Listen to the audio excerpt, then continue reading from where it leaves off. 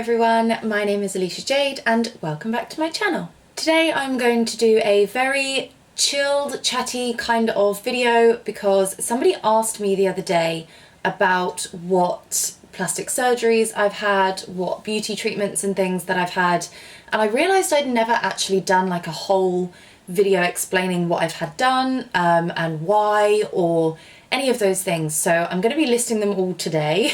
I would just like to point out that this is not me telling anyone that they should have plastic surgery or they shouldn't have plastic surgery or any kind of beauty treatments within that. This is purely me just talking about my experiences and why I've done the things I have, and yeah, basically just talking about my experience. So please don't take this as my views or judgment on other people or anything of the sort. So let's get straight into it. I'm going to talk about the things that I have had done, the minor things I've had done, so like Botox, fillers, that kind of stuff, and then also potentially what I would like done in the future. So let's start at the beginning. When I was about 18, I started thinking about getting a breast augmentation. Now, I will try and include before and after pictures if I have them. So if I have one, here is a picture of me before I had boobs, basically.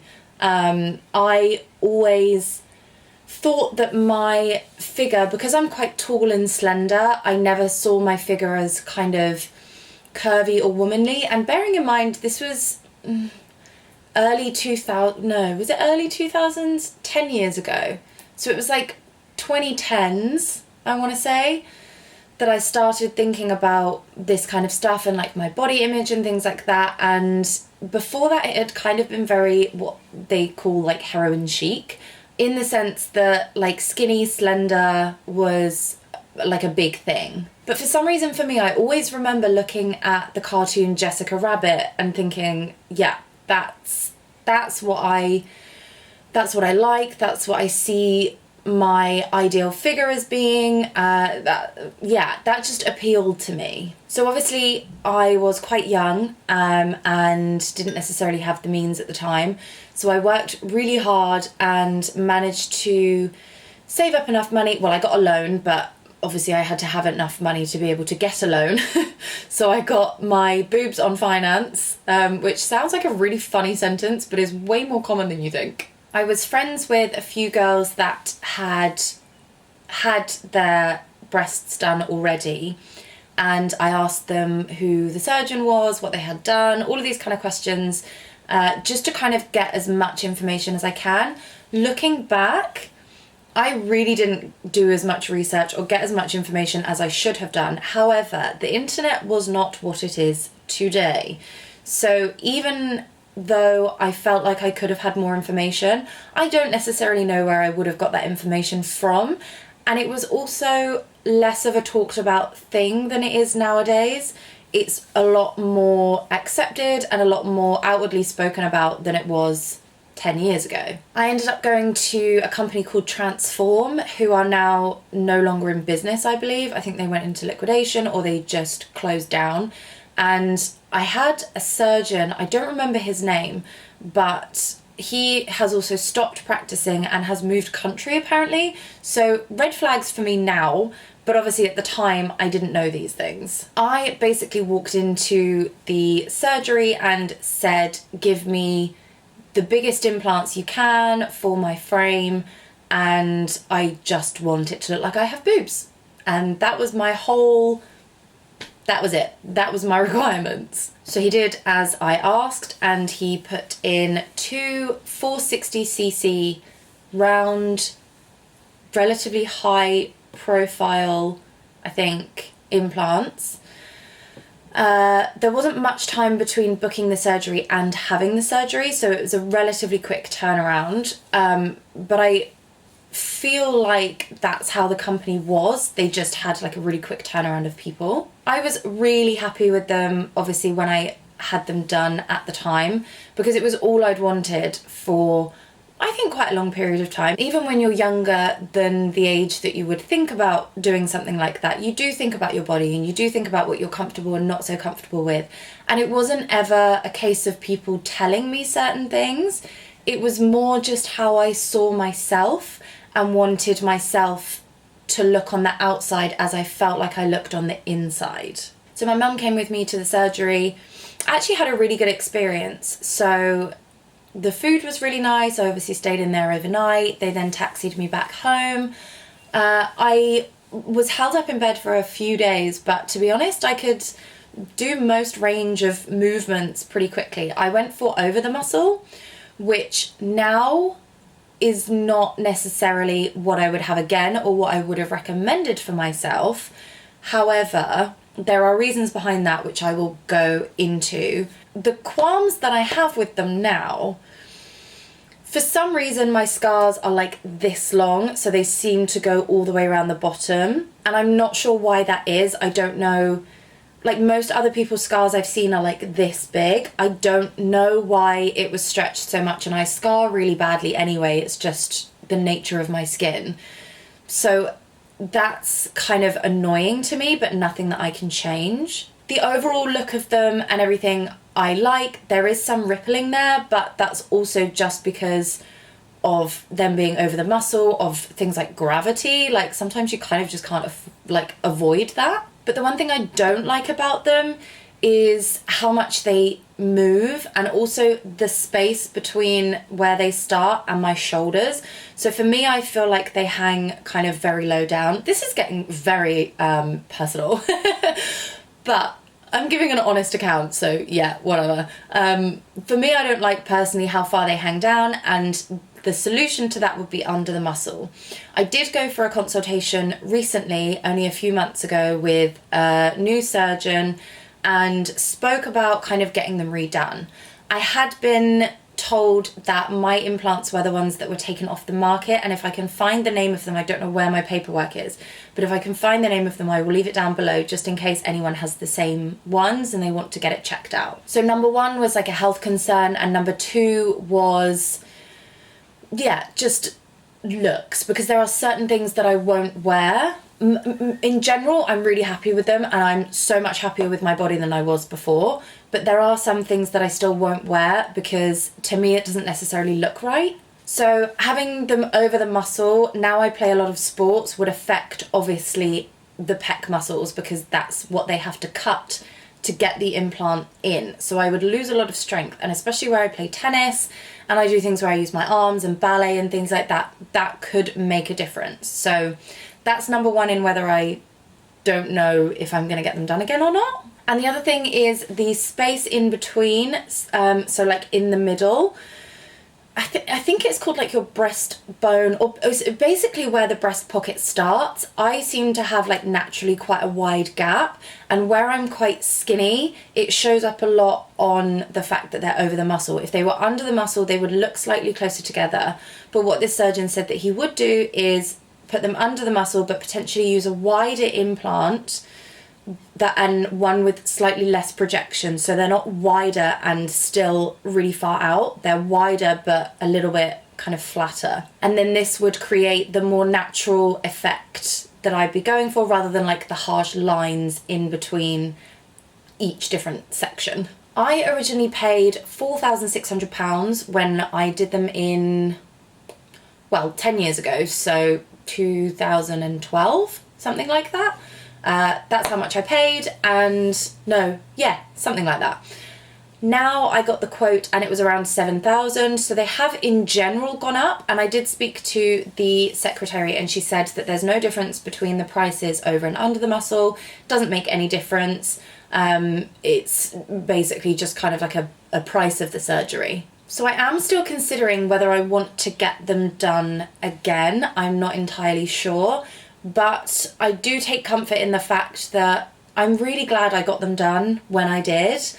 Although there are things that I would change about the experience now, I didn't have that knowledge when I was that age. And to be honest, having had boobs for the last 10 years almost is better for me than not having had them, I think. I'm definitely happier that I did have them done. And with regards to the health risk, He did mention that as far as he can see, there's nothing that would be of a health risk to me, and if I'm not getting any effects or symptoms, then it's up to me whether I want to change them now or not. Obviously, I'm kind of at maybe more of a peak of performance in terms of sports now while I'm a bit younger.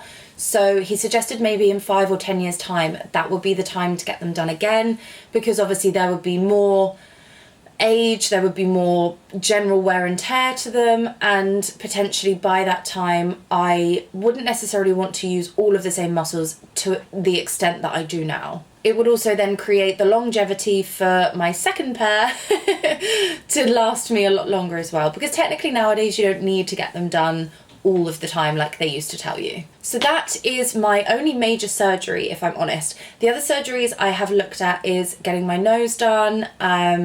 I'm currently looking at, sounds like a crazy one, but I'm currently looking at, I think it's called otoplasty or pinoplasty. It's one of the two, but basically it's ear pinning.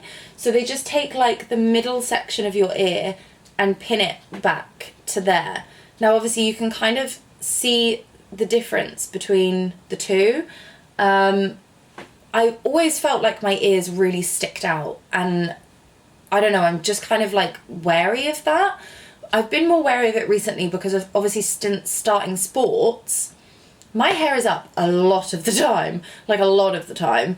So I see them a lot more now, but when I'm out and I'm actually in a studio or something like that, sometimes it doesn't necessarily look as bad as I think it does. So I don't know on that one yet. I'm still figuring out whether it's something that I want to do, but it is something that I'm looking into, and the roundabout price for that I think is about 4,000, 4,500, which to me is quite a lot.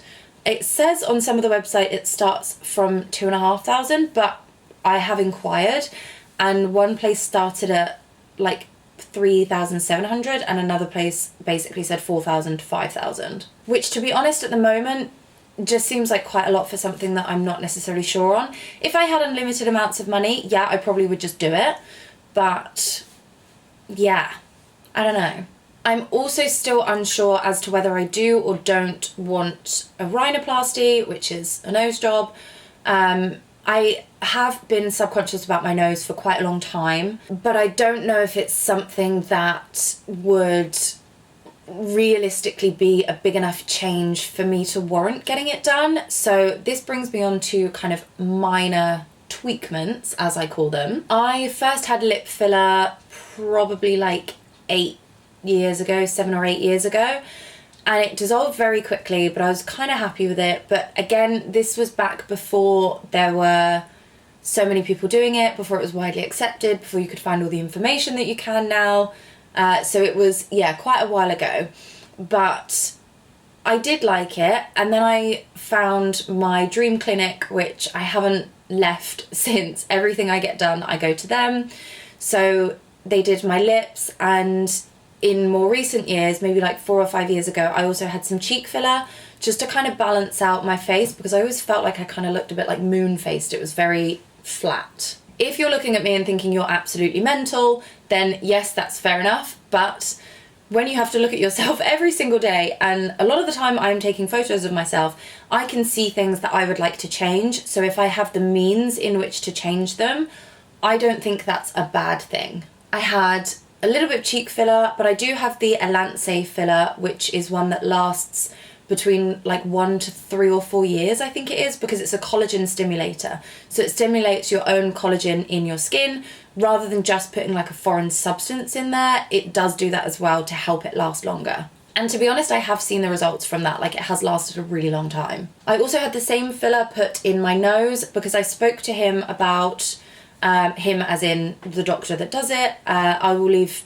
them linked in the description box. But he mentioned that it's possible to have some nose filler to see whether a nose job would be right for me or not. It's not the most comfortable procedure. It's not the nicest procedure, and it does hurt, but no pain, no gain.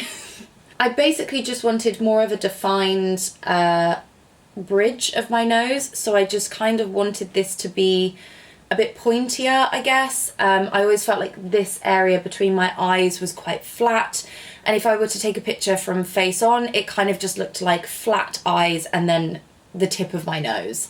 So that's what I wanted to define. It has kind of worn off mostly now. So I would say now would be the time that I would look at potentially getting that done again. Obviously I always go to him for advice and I always ask him questions and things like that when I'm there, but I haven't had filler in a good maybe 4 years on any part of my face. So this is 4 years on, and I feel like if I was going to do any more, this would probably be about the time. Then I come on to Botox. There are so many conflicting opinions on Botox, and so many people don't understand what Botox is. But basically, it freezes the muscles so that your face cannot produce wrinkles, so that you don't get those deep defined lines in your skin because you cannot move your skin enough to create those wrinkles. That's the plainest way I can think of describing it. It's definitely more of a preventative than a cure. So you cannot walk into somewhere and say, I have loads of wrinkles, please get rid of them with Botox. That's not what it's for. It doesn't do that. Then you would need something like filler or a facelift or threads or something like that to pull the wrinkles. And also your skull shrinks over time. So from, I think it's about the age of 50, your skull gets smaller, which is why it looks like your face is getting saggier, but technically it's not, it's just excess skin because your skull has shrunk. But prevention, not cure, is Botox. So I started at around 25, 26, I'm 28, I will be 29 this year. I have it done every 3 to 6 months, depending on how I feel, if I remember, if I can afford it, whether I want it again or not. But the areas that I mainly have done, I have had this part done before. It's mainly to drop your top lip if you have like a gummy smile, but I wanted it so that my top lip didn't really move because I have a very expressive face and I don't necessarily like that sometimes. I would prefer it to be less caricature. Again, just my preference. That didn't really work for me, and when I look back on pictures and videos and things of that, it just kind of looked a little bit weird, so I didn't get that one done again. It's worn off. That was the end of that. Now when I go, I have my bunny lines done, so I can't really scrunch.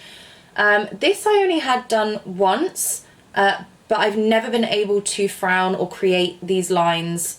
I think they're called 11s or something. I've never been, like, this is as much as I can frown. I've never been able to do that since. However, I do know that if you're getting other parts of your Botox done, you have to balance it out. So even if you can't necessarily move this bit so much because you've had Botox in the past, you still need a tiny bit to make sure you're balancing out the muscles so that one doesn't override the other. So always make sure you're going to someone with experience that knows that kind of stuff.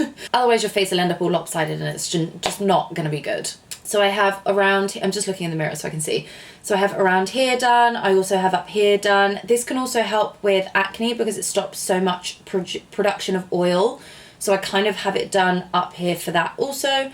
But I like to be able to raise the corners of my eyebrows and not necessarily create these big lines. As you can see, there's basically no lines there. Then I have here and sometimes here done so that I can't really turn down my mouth, because I used to be able to get the side of my lips basically to touch the bottom of my chin, and I just felt like I looked like a cartoon. It was not for me. Then sometimes I have my crow's feet done.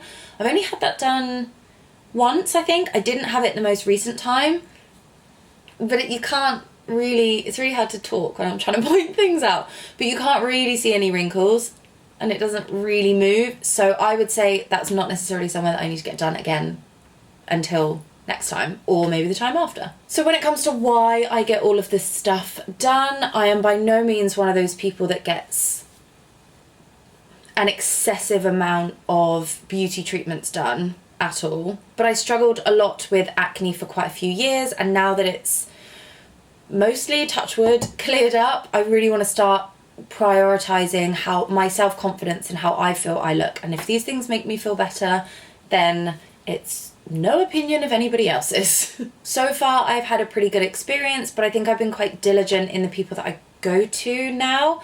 Maybe not so much in the first instance, but as I say, there wasn't so many people doing it, there wasn't so much information out there that you could find on it. So My main thing I would say is just do your research, find videos, use Instagram, TikTok, YouTube, Google, everything you can to find out information on what you're getting done. Ask questions when you're there, have consultations, go to open evenings, all the things you can, because it is one body, you only have one of them. So if you make a bad choice because you didn't research it enough, kind of that's only on you in a way. Obviously the people that are doing these procedures have a right to have a responsibility to tell you about them, but also some of them don't necessarily do that because they just want to do it and make the money.